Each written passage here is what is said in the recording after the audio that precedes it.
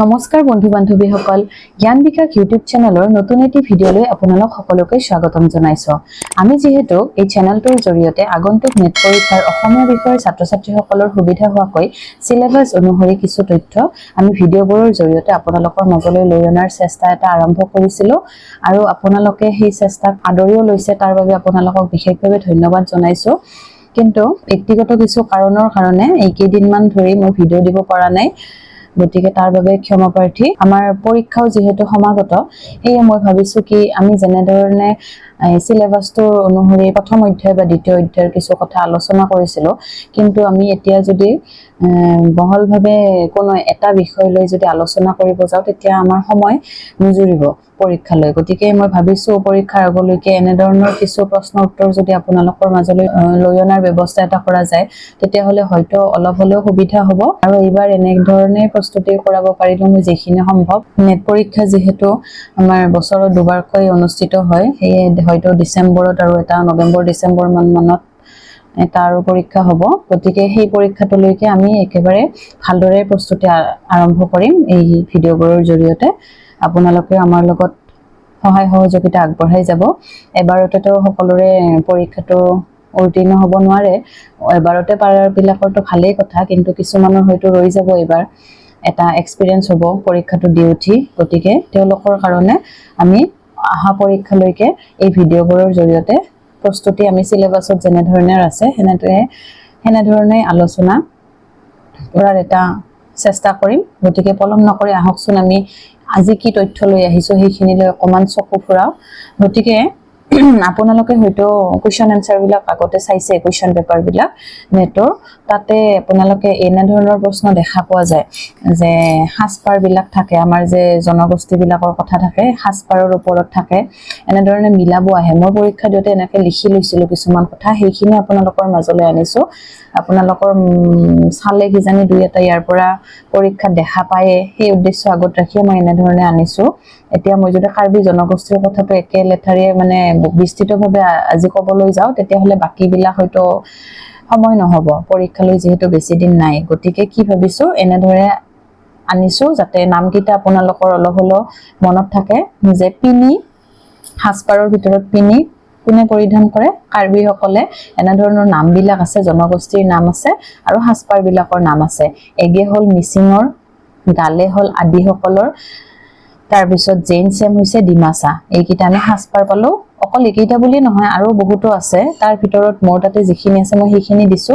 তাৰপিছত নৃত্যৰ ভিতৰত আছে চাব, আমি এইটো হয়তো আগতে শুনিছোৱে, গুমৰাগ নৃত্য মিচিং সকলৰ, তাৰপিছত বিহুৱা নৃত্য সোণোৱাল কছাৰী সকলৰ, তাৰপিছত নক্ৰেম খাচী সকলৰ, তাৰপিছত আছে নৃত্যৰ ভিতৰত সেইখিনি পালো। এতিয়া আমি এই যে আমাৰ বাদ কিছুমান আছিল, অস্তিত্ববাদ, বাস্তৱবাদ, চিত্ৰকল্পবাদ, তেনেধৰণৰ বাদৰ লগত জড়িত কিছুমান বিশেষ ব্যক্তিৰ নাম আমাক মিলাব দিয়ে যে অস্তিত্ববাদৰ লগত জড়িত ব্যক্তিগৰাকীৰ নাম কি আছিল, জা পল ছাত্ৰে, তাৰপিছত ধৰক ইবচেনৰ বাস্তৱবাদৰ লগত এনে ধৰণৰ আৰু বহুতো কথা থাকে। গতিকে এইকেইটা অলপ চকু ফুৰাই যাব, বিশেষকে আহি থাকে এইকেইটা, মই সেইকাৰণে লিখি লৈছিলো, এইখিনি চাব।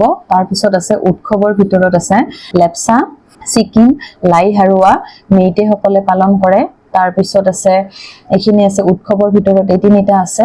তাৰপিছত আছে এই ভাষাৰ ভিতৰত চাবা, নাগালেণ্ডত কি ভাষা চলে? জেলিয়াং। জেলিয়াং এটা ভাষা, সেইটো নাগালেণ্ডত চলে।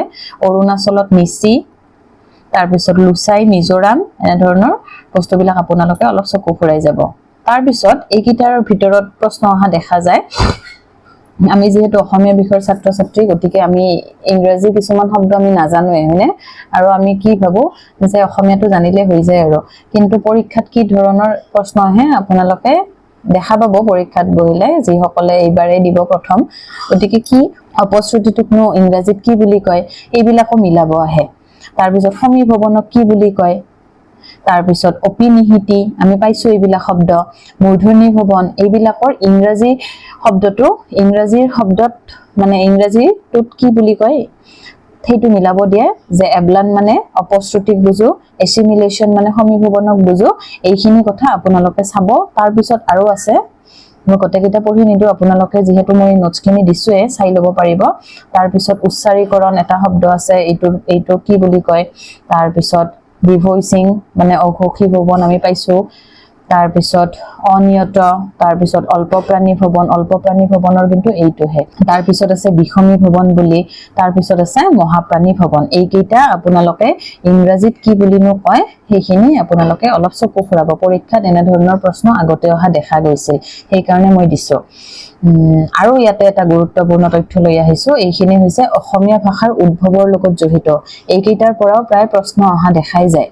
যে আমাক বিভিন্নজনে বিভিন্ন মত দিছিল নে নাই অসমীয়া ভাষাৰ ইটো মানে অসমীয়া ভাষা মই শৰ্টকাটত লিখিছো অসমীয়া ভাষাৰ উদ্ভৱৰ ক্ষেত্ৰত গিয়াৰছনে কি কৈছিল মাগধী প্ৰাকৃতৰ পৰা অহা বুলি কৈছিল বহুত কেইজনে বহু কথা কৈছিল গতিকে এইখিনি পাৰিলে অলপ মনত ৰখাৰ চেষ্টা কৰিব তাৰ পিছত বাণীকান্ত কাকতি সুনীতি কুমাৰ চট্টোপাধ্যায় কি কৈছিল মহেশ্বৰ নেওগে কি কৈছিল তাৰ পিছত সত্যেন্দ্ৰনাথ শৰ্মা বা গোলকচন্দ্ৰ গোস্বামী ছাৰে কি কৈছিল উপেন্দ্ৰনাথ গোস্বামীয়ে কি কৈছিল তাৰ পিছত ৰমেশ পাঠক বেনী মাধৱ বা ডিম্বেশ্বৰ দেৱে কি কৈছিল তাৰ পিছত কালিৰাম মেধিয়ে কিনো কৈছিল যে সৌৰচনী মাগধী অপভ্ৰংশৰ মিশ্ৰণ বুলি কৈছিল তাৰ পিছত দেৱানন্দ ভৰালীয়ে কি কৈছিল বিভিন্ন প্ৰাকৃতৰ সংমিশ্ৰণত হোৱা বুলি কৈছিল গতিকে এইখিনি মনত ৰাখিব কাৰণ বহু কেইজনে কোৱা কথা গতিকে আমি যদি মহেশ্বৰ নেওগৰ ঠাইত আমি উপেন্দ্ৰনাথ গোস্বামীয়ে কোৱা কথাটো লিখো যে মাগধীয় বুলি লিখো বা বেনী মাধৱ দেৱে কোৱা কথাটো আমি লিখো অলট পালট হৈ গলে গতিকে পৰীক্ষাত আমাৰ প্ৰশ্নটোৱে খেলিমেলি হৈ যাব গতিকে এইখিনি কথা পাৰিলে মনত ৰাখিব এইখিনিৰ পৰা কিন্তু প্ৰশ্ন আহি থাকে